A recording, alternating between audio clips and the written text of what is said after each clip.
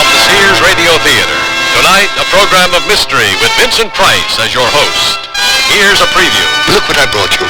Mushrooms, darling. A whole basket full of them, all gathered within the last hour, and they should be cooked and eaten within the next. Oh, not again. Let me see.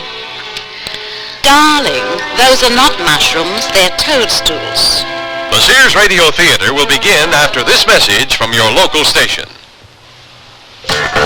This is John Ritter. Did you know that 1 out of every 5 people has a hidden medical condition ranging from allergies to penicillin and other medication to heart problems, diabetes, and epilepsy, just to name a few? If you have a hidden medical condition, you should join the Medic Alert system of emergency medical identification and wear the Medic Alert emblem on your wrist or as a necklace. This could prove to be a lifesaver in an emergency. On the back of the emblem is an identification number, plus a phone number which can be called collect 24 hours a day from anywhere in the world to provide your computerized medical data to qualified personnel within seconds. A wallet card is also provided to members annually. Remember, a Medic Alert emblem will speak for you in an emergency if you can't. Starting April 1st, it's Medic Alert Week across the country. Support the volunteers in your community or write Medic Alert, Turlock, California, 95380.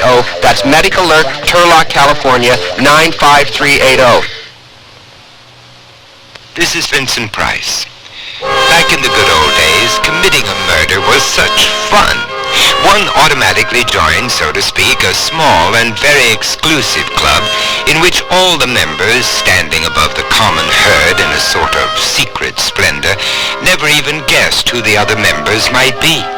Of course, one had to get away with it, and that was where the excitement lay. Because in those days, my friends, there was the awful specter of the hangman to contend with his hempen noose and his wooden trapdoor. Why, the very thought is enough to curdle a gentleman's blood. There was the choice of method to mull over. A gun, a knife, a length of cord perhaps, or poison.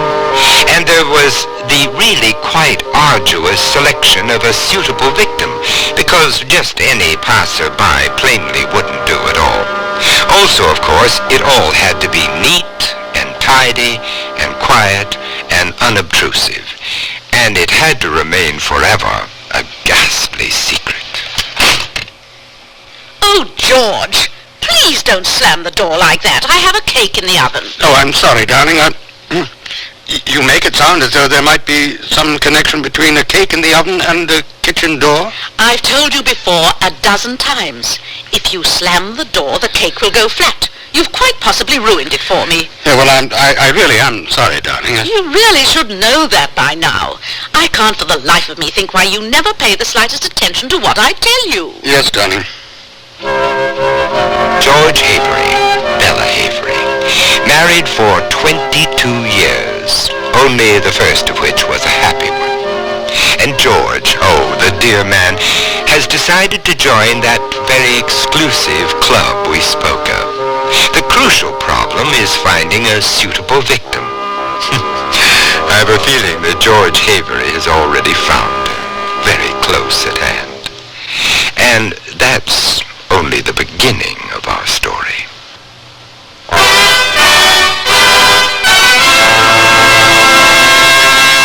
Sears Radio Theater, a new adventure in radio listening. 5 nights of exceptional entertainment every week, brought to you in Elliott Lewis' production of the Sears Radio Theater. Our story, Mushrooms, Darling, by Alan Caillou. Our star, Ben Wright. The Sears Radio Theater is brought to you by Sears Roebuck and Company, where value is your byword. Sears, where America shops for value. What's the best way to save on new clothes? Sew them. Start by saving $40 on a Kenmore sewing machine at Sears with a convertible free arm for narrow sleeves, cuffs, and legs, a built-in buttonholer, even 6 stretch stitches. This free arm Kenmore just $199.95 and save $30 on a wood veneer sewing cabinet. Sale ends March 31st. Prices and dates may vary in Alaska and Hawaii. Available at most Sears retail stores. Kenmore. Solid as Sears. I can't believe they can do it for $19.99.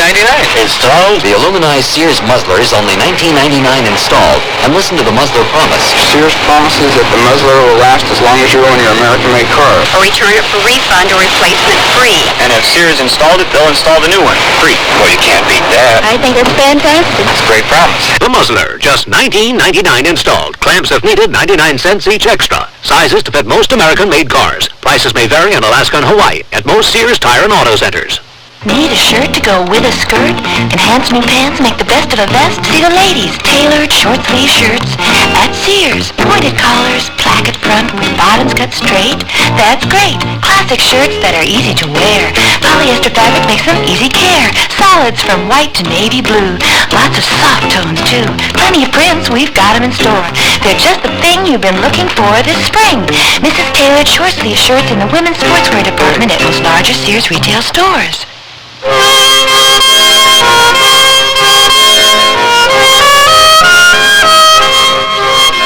First love is rather like a kind of vaccination. It saves a man from catching the disease a second time. And one might hope, surely, that George Havery, having fallen in and out of love with Bella Havery, would be very wary indeed about treading that delightfully dangerous path again. Not so. There happens to be a very lovely young woman in our story, really quite delectable. Her name is Susan. And poor George fell head over heels in love with her the first time they met, quite a while ago now. But then George is the kind of man who'll fall into anything. But I'm getting ahead of myself. First of all, let's find out just how it goes between George and Bella these days.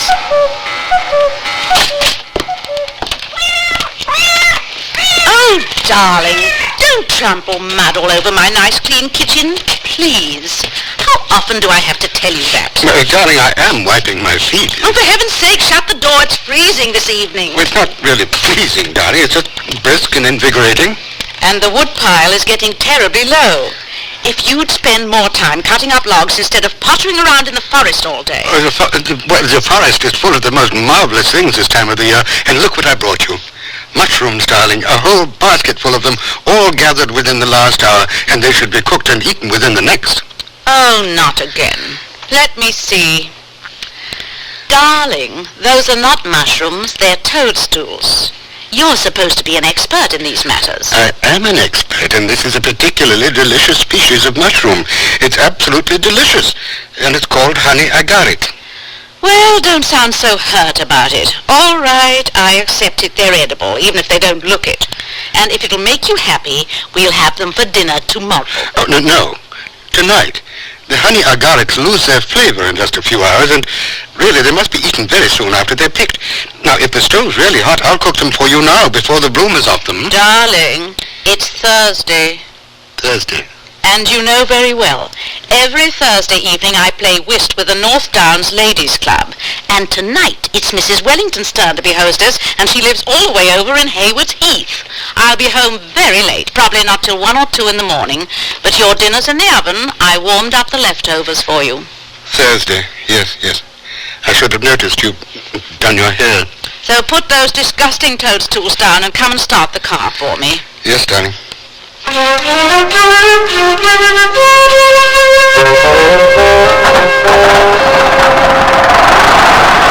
be very, very late, George, so don't wait up for me. All right, darling. Now drive carefully. I always drive carefully, George. You know that very well. Yes, darling. And remember what I always have to tell you. Make sure the fire is not flaring up when you go to bed. Yes, darling. And don't forget to put the cat out. No, darling.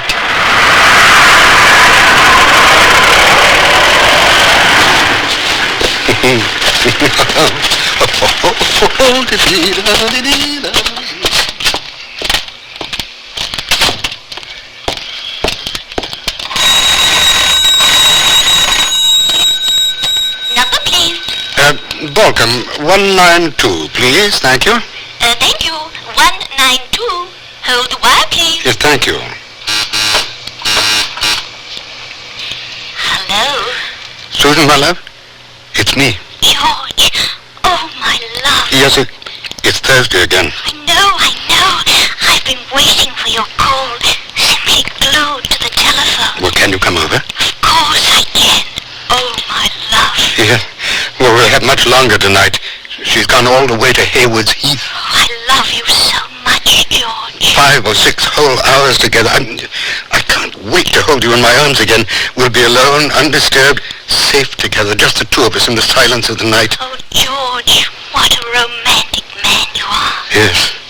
Yes, oh yes. Yes, as soon as you can, my love. I'll be waiting. I've already put the bed warmer in between the sheets. My love, I'm on my way.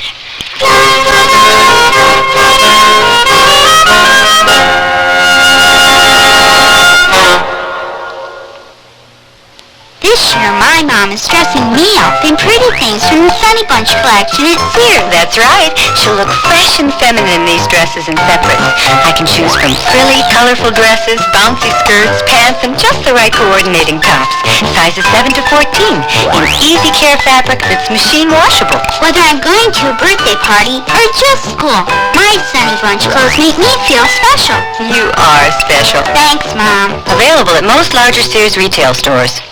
I've been working with furniture for 25 years, so I know about quality, and that's why I recommend a Sears Benchmade sofa for your family. There's a heavy-duty hardwood frame braced to withstand stress. The coil spring construction gives long-lasting comfort, and you can choose from fabrics in attractive solids or bright prints, all treated with Scotchgard brand fabric protector. Compare the quality of a Sears Benchmade with other fine sofas, and you'll be surprised. Styling, durability, and comfort. Benchmade, a great place to relax. Now at most Sears retail stores. You want to buy some radios, but times all look the same. You've got to have good feelings, you've got to trust the name. You know our reputation, remember what we said. When Sears is behind you, you come out ahead.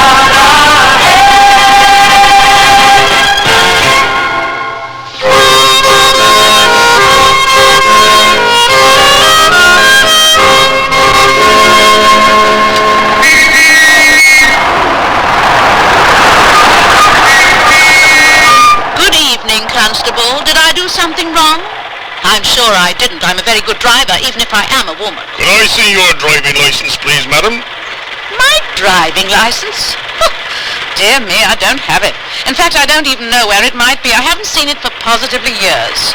But I'm Mrs. George Havery from Balcombe Forest. Well, Mrs. Avery, you'd best turn around and go right back home again.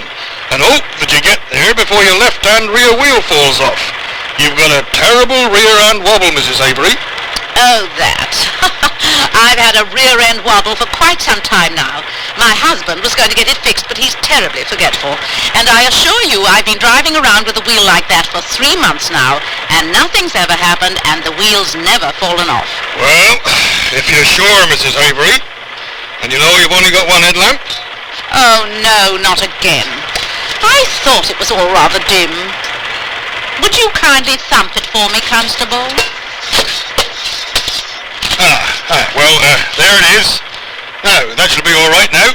Oh, yes, so much better. Thank you, Constable.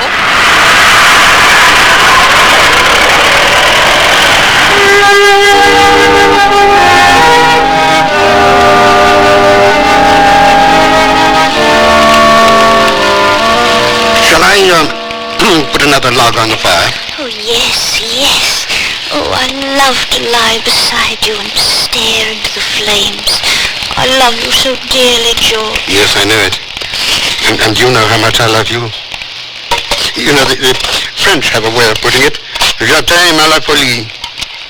I love you to the point of foolishness. Foolishness? No, George. It's not the right word. Well, an old man and a young girl, yes. Yes. Foolish is the only possible word. George, are you trying to tell me something? Yes. Did you tell your wife about us? No. Oh, George, you promised me you would.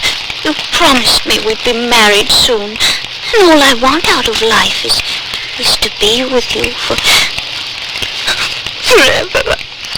Oh, George. Oh, now, there, now, you mustn't cry, my love. I'm sorry.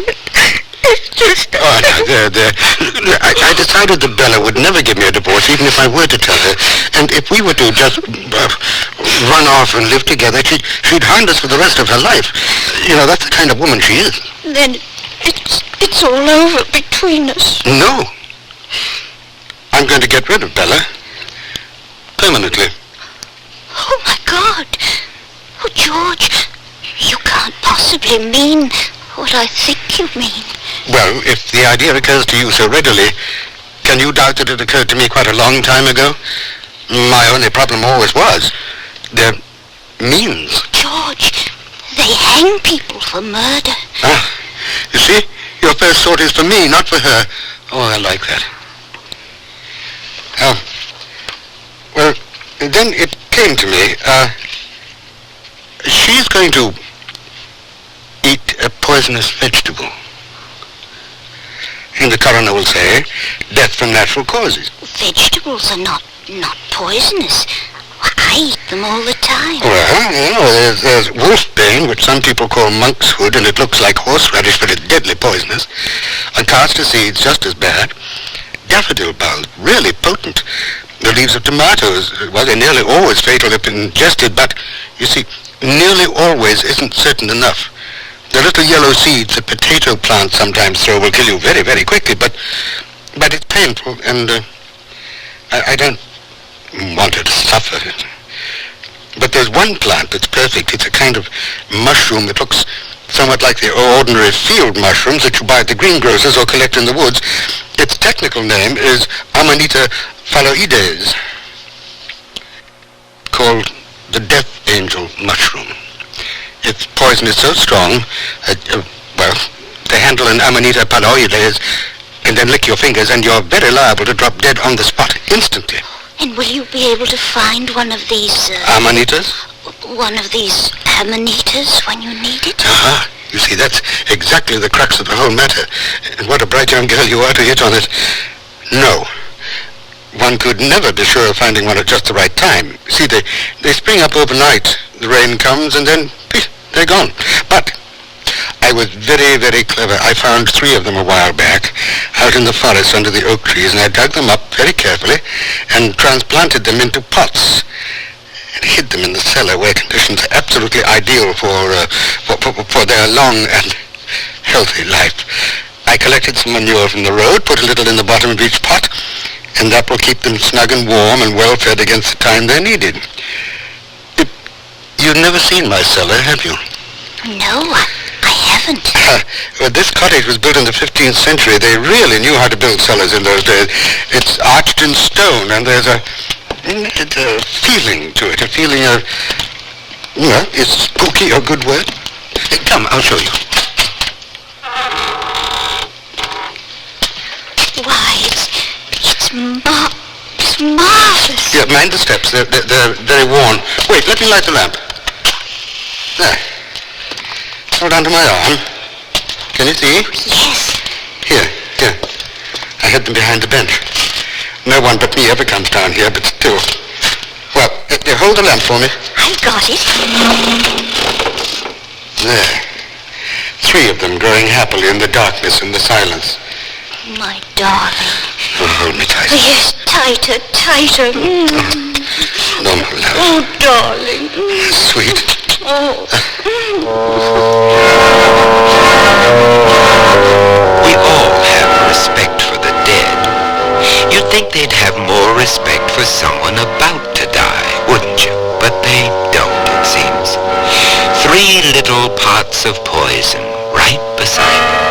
That's really not very nice. Sears Radio Theater will return after this message from your local station. Chills run up and down your spine. There's a creeping sensation at the back of your neck. You're listening to CBS Radio Mystery Theater. I'm E.G. Marshall, your host for these hour-long dramas of suspense, adventure, and the macabre. Heard 7 times a week on most of these stations. Here's a sample of what we mean. What is happening? You're going crazy. You do. Here, drop. Yes. Got to get out of this house. I don't know what it is, but we've got to get out. I knew there was something about that picture. Come on, Georgia, hurry. Marion! Marion, look! It's moving. Oh, the lion is coming into this room. Run, Georgia, run! Listen here for CBS Radio Mystery Theater 7 times a week on most of the CBS Radio network stations. Business as usual. I was leaning against a phone booth on the Lower East Side, waiting for a call that would guarantee my next meal. Little did I know my next job would arrive on foot. I'm Sam Hart. A few minutes later, some guy staggers up to me. Hey, mister, can you give me a hand? Feels like my chest is about to cave in. He was sweating, breathing heavily, and clutching his chest. I reached for the phone. I knew I'd come face to face with a big one. Again. Let's see. 911. Emergency medical service. Got a possible heart attack. I need an ambulance here on the double. Another day, another job. Another round with the big ones. Seems like they're trying to knock off every other guy I see. Do you know the signals of a heart attack? If not, remember this. Sweating, nausea, shortness of breath, a pain in the center of your chest that may last 2 minutes or more. If you have any of these signals, call the emergency medical service immediately. Contact your American Heart Association for more information. They're fighting for your life. But they're really quite beautiful. But they look somehow lonely. I don't know how a mushroom can look lonely, but they do. Angels of death. You see the spores on the top? The annulus on the stem? No, those are the signs that tell you, stay away, don't even touch. And once in a while, people still pick them and eat them. And well, they die. This is the fungus that gave the field mushroom its bad name. It's the fungus that's going to bring happiness to both of us forevermore.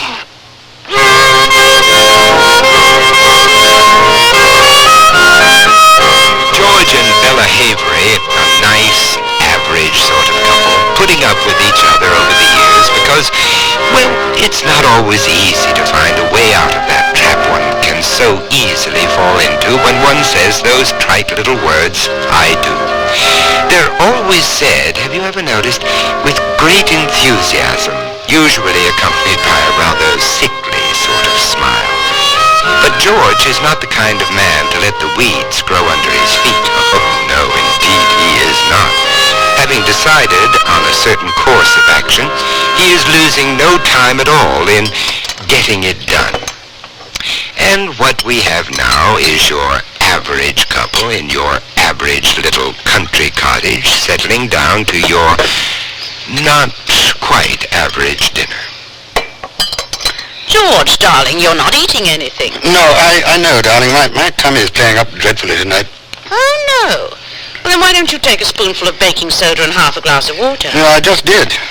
All I'm going to have for dinner is a stalk or two of celery and perhaps some of the lettuce. Oh, but you really must have some of the mushrooms. They smell absolutely delicious, as they should indeed. I fried them in lots, simply lots of margarine with just a smidgen of lemon juice. You cooked my mushrooms in margarine? Well, of course. Butter's so terribly expensive these days. A 10-pound block of butter is 12 shillings now, and I simply will not sit still for that kind of highway robbery. That's exactly what I told the dairyman. And I always meant to ask you, are mushrooms fattening? Oh, no, absolutely not. Well, I don't really mind if they are anyway.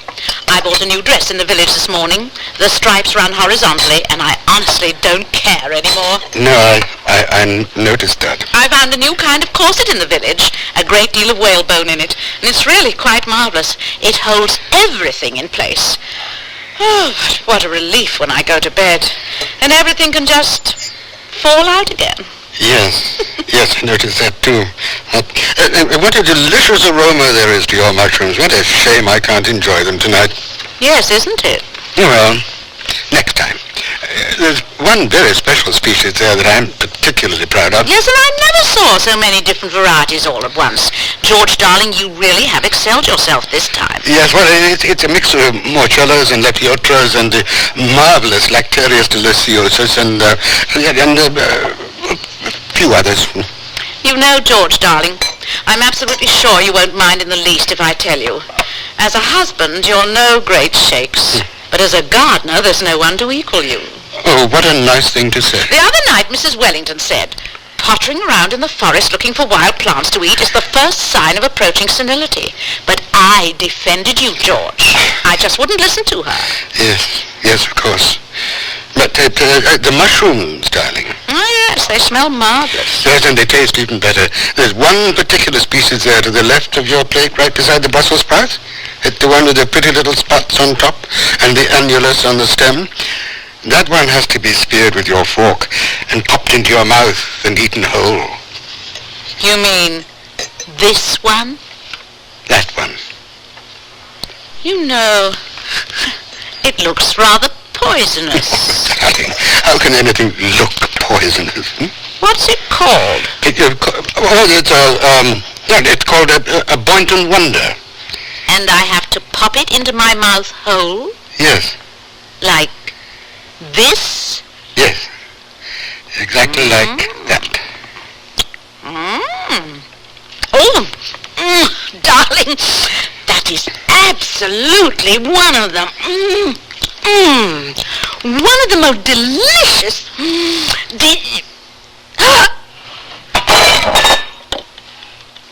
Well, what an unconscionably long time that took.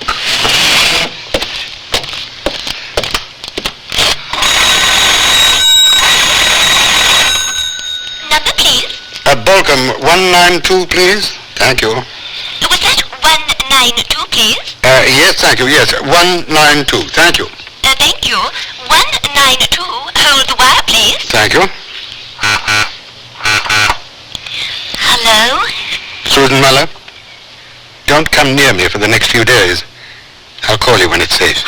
George, you didn't. Yes, but I did, my love. Wait just a few days. Let's be wise now. It all went splendidly.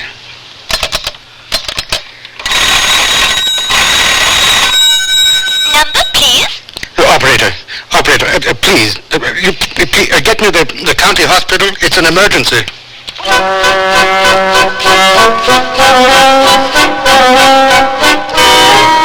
Could have been her heart, of course. If you'll forgive me, Mr. Havery, people who carry so much what a poor around with them. Medical science is now beginning to postulate that overweight has a very definite influence on the heart. It's really quite possible, ridiculous though it may seem. Did you have a history of heart trouble? No, Dr. Wilson, no. In fact, she was examined only 2 or 3 years ago when the life insurance came up for renewal. No, they said her heart was very strong. Then perhaps something she ate. How could that be? I mean, we were eating a very simple country dinner. It was boiled beef with Brussels sprouts, potatoes, mushrooms, and an ordinary garden salad. Aha! I have it. Did you perhaps have horseradish in your salad? Horseradish? Had a case 12 years ago. Dear old lady who lived at Marlborough Chestnut Avenue, just down the lane from here. She picked some wild horseradish for her salad, only it wasn't horseradish at all. It was wolfbane. They look almost exactly alike, only wolfbane is deadly poisonous. Poor thing, she was still in the prime of life, only 80 years old and fit as a fiddle. No horseradish. You see, poor dear Bella, he never liked horseradish. You do realize, do not, there'll have to be an autopsy, I'm afraid. Yes, I suppose so. It means we have to carve her up. Essential, don't you know, that we find out just what it was she died of? Yes, of course. Oh, dear Lord. It's not a nice thought, I will admit. But we console ourselves with the thought, the very essential thought. They don't feel it, you know. No, I don't suppose they do. Doctor, would I be informed, do you think, of the result of the autopsy? I mean, could I perhaps get a copy of the coroner's report? Oh, the simplest thing in the world, my dear Mr. Havery. I'm quite sure you'll be the first to know. But in any case, it will be filed away with the clerk of the court, and it's available to anyone who wants to see it. Anyone at all.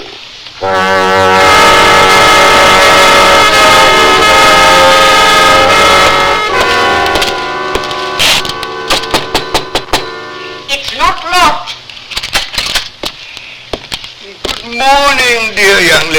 Good morning, sir. You must be the clerk of the court, am I correct?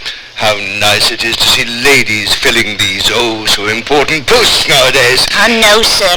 I'm secretary to the clerk of the court.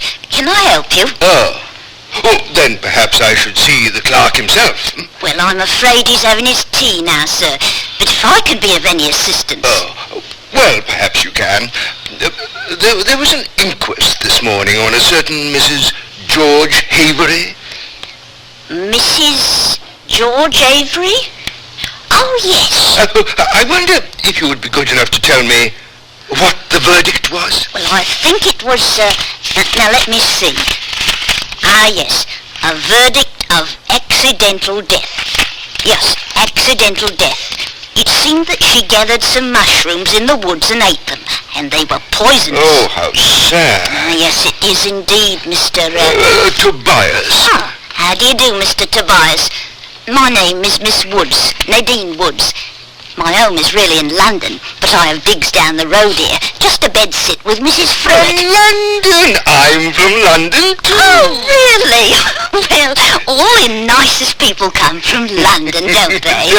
They do indeed. And the verdict on Mrs. Bella Avery, it is, I presume, what one might call final? Oh, yes, of course. Accidental death. Excuse me, the Honourable Justice wants us typed up immediately, Nadine. And he's in a terrible mood today. You better get it finished off an hour ago. Oh, he's always in a terrible mood. Well, you've been most kind, my dear young lady. I thank you, and I bid you good afternoon. Who's the old codger? Oh, what a nice old man. His name's Mr. Tobias.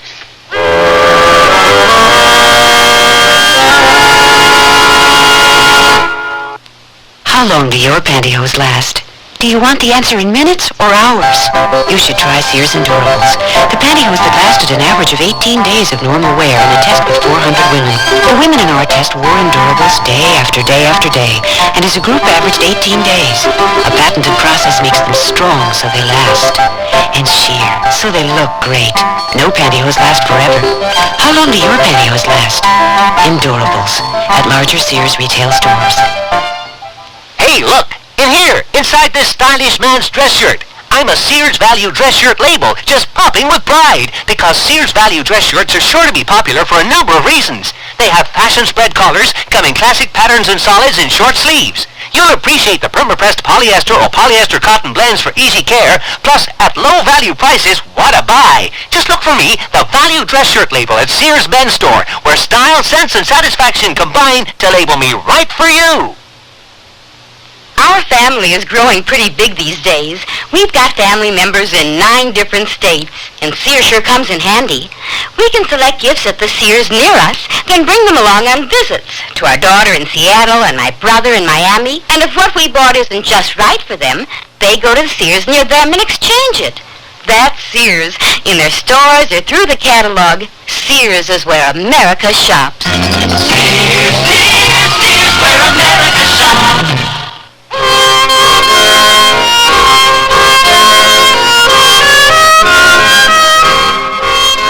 Vincent Price again, and here's the concluding act of Mushrooms, Darling.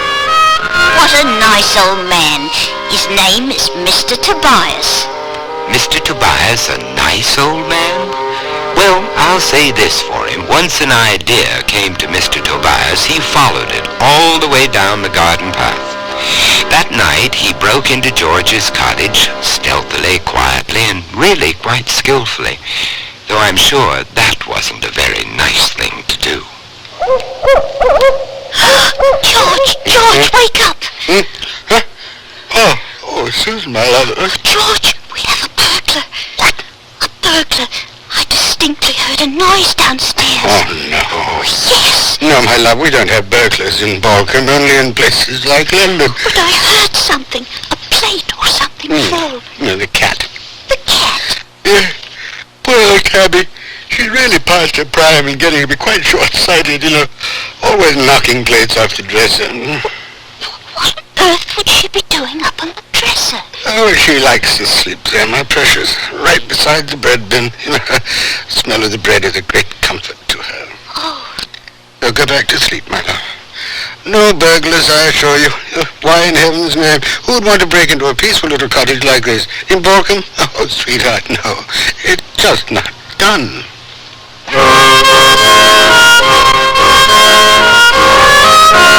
It was only one day after the inquest, an inquest that had been really most satisfying. And yet George's perfect crime was beginning to show lamentable signs of coming apart at the seams. Delightful. Just delightful.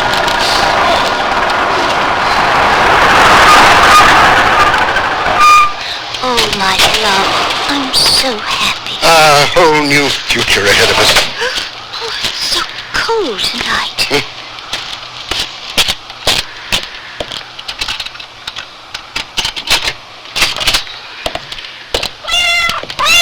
Oh, poor old cabby, did you miss me then? Oh, well, you see, the house is quite warm after all. Give me your coat, my love. Well, who lit the fire, I wonder? Good heavens.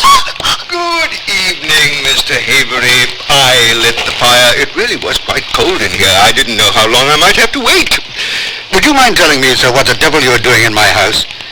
I don't think I like the idea of strangers just barging in uninvited and making themselves at home. My name is Tobias, and I'm not a stranger, sir, but a neighbor. A neighbor? Yes, I live in the little cottage on the top of the knoll, the one with the green shutters that overlooks both the edge of the forest and your own abode, Mr. Havery. And your purpose in coming here so unexpectedly? To offer you my condolences on the death of your wife. What else? George, I'm suddenly frightened. Quite without reason. Death is so much a part of my own life that I thought it would be only courteous of me to call and pay my respects. Oh, well, it's kind of you, I'm sure. I thank you and bid you good night. Why don't you sit down, both of you, and make yourselves comfortable? We have so much to talk about. Now, this is my house, Mr. Tobias. I will sit down when I choose to do so and not before. Would you mind telling me how you got in here? I'm quite sure both doors were locked. Indeed they were. But I found a window open, as I did last night. George, the burglar. Oh, my dear young lady, not a burglar. Burglars steal. I'm not a thief. I was merely browsing. I think the time has come, Mr. Tobias, for me to insist that you leave this house at once. You're not welcome here. No, I didn't really think I would be. A shame, such a shame, particularly since we have so much in common. I find it hard, sir, to think of anything we might have in common. Two things. One, an interest. The other, what shall I call it? Yes, an obsession. That's the word exactly. I also find it hard, sir, to put up with you any longer. The interest we share is in the study of fungi, or of mushrooms, shall we say. Oh, of course, my knowledge of the subject is not nearly as comprehensive as your own, though I can distinguish quite easily between a field mushroom and, say, an Amanita phalloides. I quite fail to see the purpose of your chatter, and frankly, it doesn't interest me. Good night, Mr. Tobias. It was Amanita poisoning your wife died of. That was established at the coroner's inquest. An accident. You picked the wrong mushrooms. From your cellar, perhaps. But that's where I was browsing last night. I found 3 pots of Amanita there, being carefully nurtured with, may I say, commendable expertise, and I know how they got there. I watched you through my spyglass, digging them up from under the oak trees where the forest begins, and I thought to myself, good heavens, that's George Havery. He must know how deadly they are. He's a long-established expert in this field. He wouldn't make a terrible mistake like that, and I began to wonder about it, and then your wife died accidentally, and your very young and beautiful mistress hurries to your bed only hours after the corpse is disposed of. It's all beginning to add up, isn't it? And has it ever occurred to you, it so often happens that the police can't solve a murder simply because they don't have the necessary evidence. And that, in turn, is because it so often happens that nobody bothers to tell them where they might find it. George, we have have to buy him off. No, let me handle this. All right, Mr. Tobias. You don't exactly look like a policeman. How kind of you to say so. But if you are one, then make your charges in the proper quarter, and when the time comes, I will dispose of them. And by the time that time comes, you will also have found the time to dispose of the evidence down there. No, I'm afraid I cannot permit that, Mr. Avery. Well, we'll see about that. Stop! Not another step, Mr. Avery. A gun in my house? A revolver is a very necessary adjunct to my profession. I'm quite expert with it, I assure you, and I'm quite prepared to use it. Oh, not to kill you, of course. Under the circumstances, that would be a very foolish thing to do. Now, just to incapacitate you. So close the door and sit down. As you so quickly guessed, I am not a policeman. Then I don't understand what it might be that you can possibly want. Well, we can't have you groping about in obfuscation, can we? Will you answer me a question? Perhaps. Why did you not destroy that terribly incriminating evidence down in your cellar the moment it had served its purpose? It's a question that's worried me for a long time. No comment, and you can quote me. You left those amanitas down in the cellar, growing so handily and so well, because it occurred to you that you might want to use them again. Oh, what arrant nonsense. No. Hear me out. I beg of you. The obsession. Now, let us discuss what might be called the assumption of the ultimate majesty, the taking of life for its own sake. Oh, there's a tremendous feeling of triumph, is there not? An almost narcotic sense of gratification. I felt it myself after I killed my first victim, and it stays with you, you know. It really does. Seeking more and still more fuel for the fire of the most stimulating sensation in the whole gamut of man's emotions. Oh, he's mad. You can set fire to a man's house. You can hit him over the head and steal his pocketbook. You can seduce his wife away from him. You can ruin him in the stock market. And all these things are picayune, inconsequential trivia. But to take his very life, that's a different kettle of fish. It brings with it an almost godlike sense of power. And we all want to be gods, do we not? Mr. Tobias, you said after you killed your first victim? Oh, yes, my first. Oh, that was a long time ago. I've killed a total of, let me see, well, I've killed 11 people. And each time that ultimate majesty gets stronger and stronger. It's become an obsession. It's the only word. But the supply of victims these days seems to be drying up. It's very frustrating. May I use your phone? Please don't move, Mr. Avery. Sit just where you are. Remember my revolver.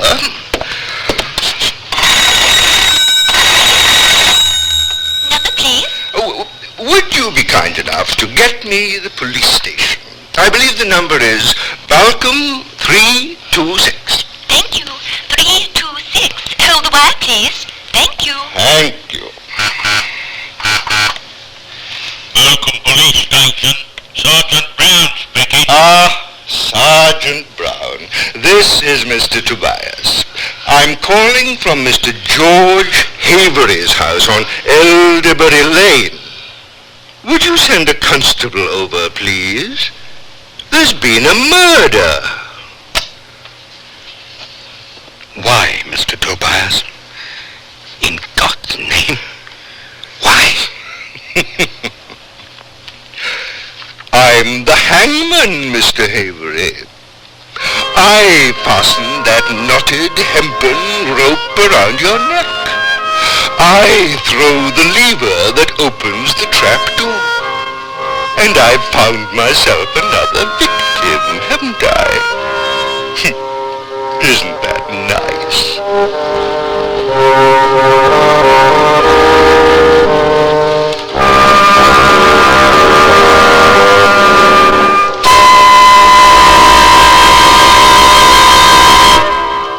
Sears Sears offers you dazzling savings on crystal glass chandeliers. Save $30 on a 5-light chandelier, now $59.99. Glass-encased arms, hurricane shades, prisms that dance among beaded drapes create this glass confection. You save $40 on Sears 8-light chandelier, now $79.99. Here, antique cast bronze extends gracefully to sparkling crystal glass drops. Remember, just $59.99 and $79.99. Available in most larger Sears retail stores. Sale ends March 24th. Prices and dates may vary in Alaska and Hawaii. Put together a whole wardrobe with the classic collection separates at Sears. Now you can buy the pants to a suit, the vest to a suit, and the jacket to a suit separately. So every well-tailored piece of the outfit you buy is geared to your size and build. You can create a more casual look with solid color blazers and patterned slacks, or patterned sport coats and solid color slacks. The colors coordinate to let you mix and match. Now that's style, sense, and satisfaction. The Classic Collection at most larger Sears retail stores. Join millions of Americans and shop the easy way with a Sears credit card. All you do to apply is call toll-free 800-526-0444. It's your entry to shopping convenience and quality merchandise. Your card will be accepted at over 3,600 Sears stores across the nation. And you can choose from over 100,000 Sears products and services. Even use it for your catalog orders, in the store or over the phone. Just say charge it. Call 800-526-0444. New Jersey residents call 800-652-2777 for your Sears credit card.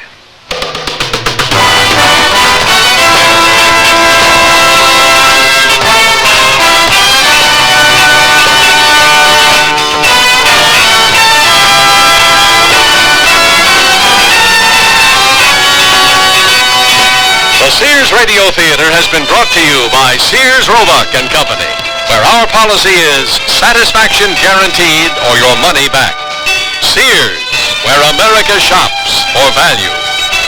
Mushrooms, Darling was written by Alan Caillou, produced and directed by Elliot Lewis.